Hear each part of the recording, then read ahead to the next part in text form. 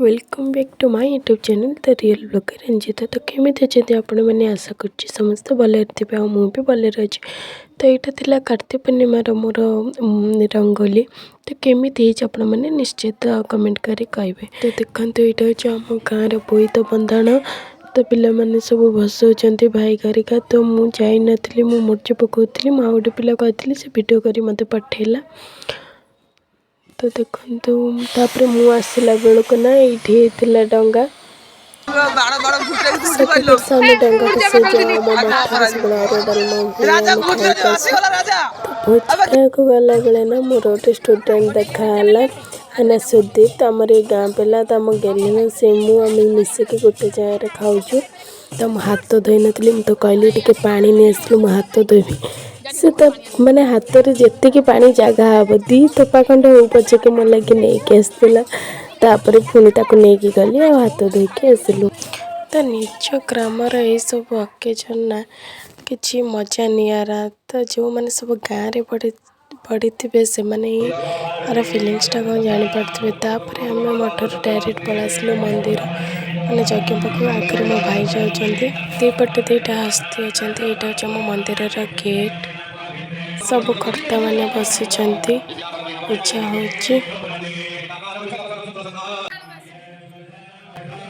देखते आम ज्ञानेश्वर बाबा को आम ठाकुर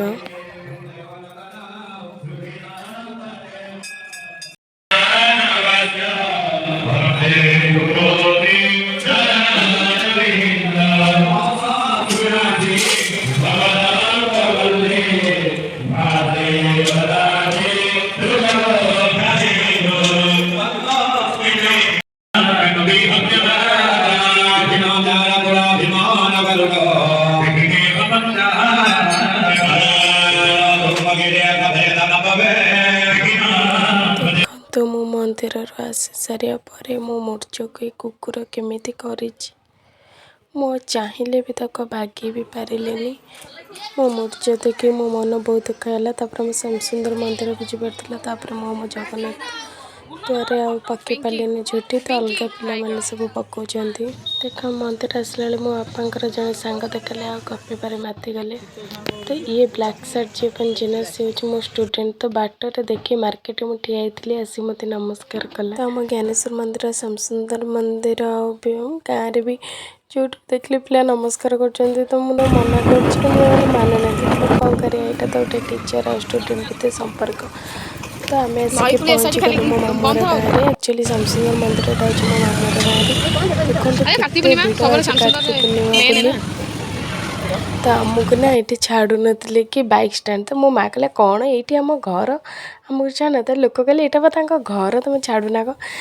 से छाड़े तापर आम गलु। तो देख लक्ष्मी मंदिर लक्ष्मी माँ मंदिर यहाँ हूँ मो मौसी घर मो भाई ठिया मो मामूर पाखे ही मो मौसी तापर मो मामू घर को गलु। आम झील दु जन मो मामू झील मो माई सान माई बड़ माई रुहती बरगढ़।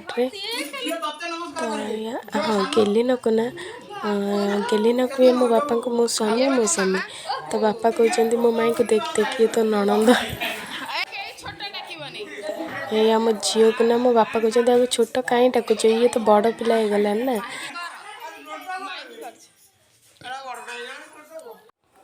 तो देख श्याम सुंदर मंदिर हो गला मो मामू घर पाखे पूरा मामूर गाड़ी चल देख केते बढ़िया केते बड़ मूर्जटे पकई मंदिर रे देखी पूरा मनमुग्ध हो गला।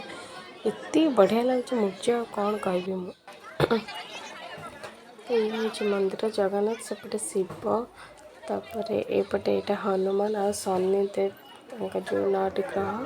तापर देखते आम कालिया। तो कालिया को जिते देखिले बिना मन भरुनी इच्छा अच्छे सब मुझे सामने था कि देखु था।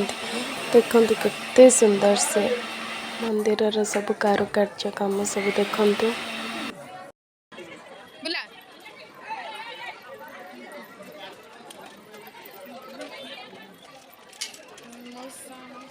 मौसा से वीडियो वीडियो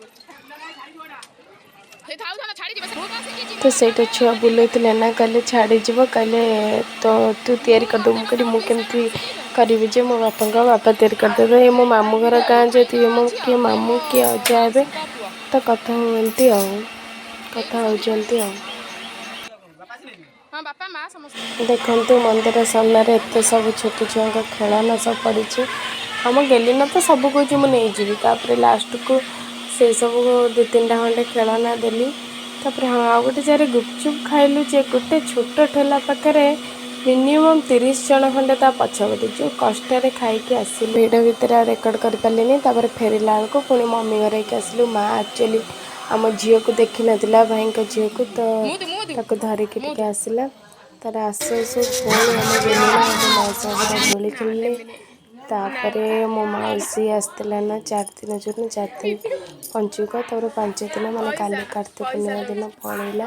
ମୋତେ ପଇସା ଦେଉଛି ତ ବହୁତ ମିସ୍ କରିବି ମୋ ମାଉସୀକି। 2 ଦିନ ହେଲା ଆସିଥିଲା, କେତେ ବଢ଼ିଆ ଲାଗୁଥିଲା, ପଳେଇଲା।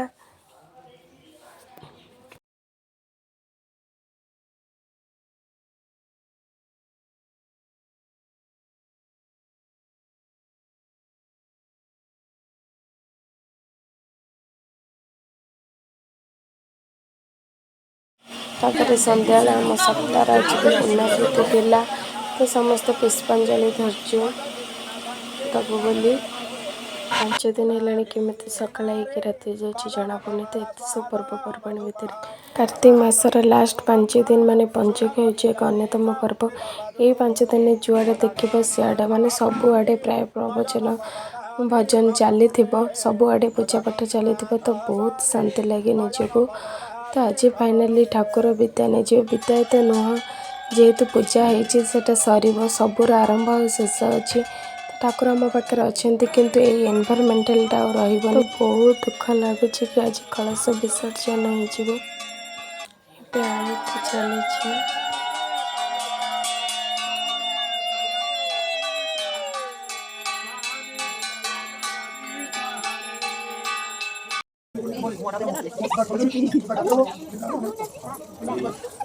ବ୍ରତ ଭିଡ଼ା ଚାଲିଛି ଆମ ଗେଲିନାଥ। ମୁଁ କହୁଛି ଆପଣଙ୍କୁ ଟିକେ ଛୋଟ ଛୋଟ ବାନ୍ଧନ୍ତୁ।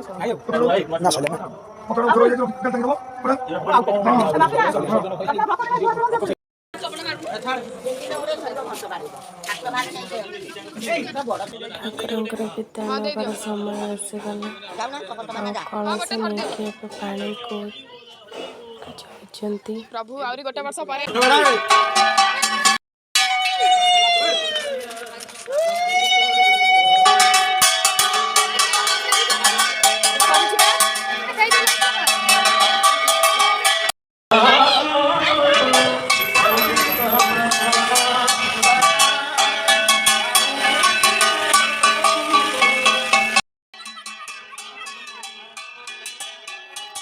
ତ ପୁଣି ଏବେ ଗୋଟେ ବର୍ଷକୁ ଅପେକ୍ଷା, ପୁଣି ଗୋଟେ ବର୍ଷ ପରେ ପୁଣି ଏଇ ଦିନ ଆସିବ।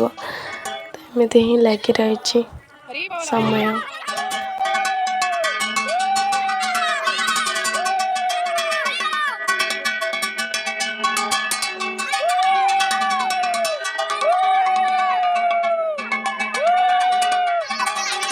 ପୋଖରୀରୁ ସପ୍ତ ଠାକୁରଙ୍କୁ କଳସ ବିସର୍ଜନ କରିକି ଆସିକି ସିଧା ପଳାଇ ଆସିଲୁ ଆମ ଯଜ୍ଞଙ୍କୁ ମନ୍ଦିରକୁ। ମନ୍ଦିର ଘଣ୍ଟ ହୁଳାହୁଳି ହରିବୋଲ ଆମ ଗାଁ ପୁରା ପାଟି ପଡ଼ୁଥିଲା। ଖାଲି ଆମ ଗାଁ ନୁହଁ, ଆମ ଗାଁକୁ ଲାଗି କରିକି ଯେତିକି ସବୁ ପାଖ ଗାଁ ସବୁ ଲୋକ ଆସୁଥିଲେ। ତ ଏଇ ଯେଉଁ ଠାକୁରଙ୍କ ଶ୍ଲୋକ ବୋଲା ହେଉଛି ନା, କ'ଣ କହିବି ଆଉ ମୁଁ, ମାନେ ପଣ୍ଡିତ ମାନେ ଏମିତି ବୋଲୁଛନ୍ତି ନା, ଲୋମମୂଳ ଟାଙ୍କୁସି ଉଠୁଛି। ମୋର ନୁହଁ, ସବୁ ମାନେ ଭକ୍ତମାନଙ୍କର, ସବୁ ଲୋକମାନଙ୍କର ସେ ଶ୍ଲୋକରେ ମାନେ ଏତେ ଚମତ୍କାରିତା ଅଛି ନା, ଦେହ ପୁରା ଶୀତେଇ ପଡ଼ୁଛି ସତରେ। ଏହି ଯଜ୍ଞ ଥିଲା ବିଶ୍ୱ ଶାନ୍ତି ମହାଯଜ୍ଞ। ତ ଆଜିକାଲି ଦୁନିଆରେ ପାପ ଯେତେ ବଢ଼ୁଛି ନାହିଁ, ଏମିତି ଯଜ୍ଞ ପୂଜାପାଠ କରିବା ଦ୍ୱାରା ଆମେ ଟିକେ ତ ହେଲେ ଭଗବାନଙ୍କୁ ଶାନ୍ତି କରିପାରୁଛେ। ମୁଁ ତ ଏଇଟା ଭାବେ, ଯଦି ଆଉ କିଏ କ'ଣ ଭାବୁଥିବେ କି ମୋ କଥା ଭୁଲ ଥିବ ତାହେଲେ ପ୍ଲିଜ୍ ମୋତେ କ୍ଷମା କରିଦେବେ। ଆଣ୍ଡ ମୁଁ ମୋ ବ୍ଲଗ୍ଟି ଏଇଠି ରଖୁଛି। ଆଉ ଗୋଟେ ଦେଖା ଆଉ ଗୋଟେ ନୂଆ ବ୍ଲଗ୍ରେ। ସେ ଯେ ମୋ ଚ୍ୟାନେଲକୁ ଲାଇକ୍ ସେୟାର ଆଣ୍ଡ ସବସ୍କ୍ରାଇବ୍ କରିଦେବେ। ଆଉ ଯଦି ଏ ଭିଡ଼ିଓଟି ଭଲ ଲାଗିଛି ତାହେଲେ କମେଣ୍ଟ କରିବାକୁ ଜମା ଭୁଲିବେନି। ଆଉ ଆମ ଗାଁର ପୂଜା ପର୍ବପର୍ବାଣି କେମିତି ଲାଗିଲା ଆପଣଙ୍କୁ ନିଶ୍ଚିତ କମେଣ୍ଟରେ ବତେଇବେ। ତ ରହିଲି, ବାଏ। ଜଗନ୍ନାଥ ସମସ୍ତଙ୍କୁ ସୁଖରେ ରଖନ୍ତୁ, ମଙ୍ଗଳ କରନ୍ତୁ ସମସ୍ତଙ୍କର। ରହିଲି, ବାଏ।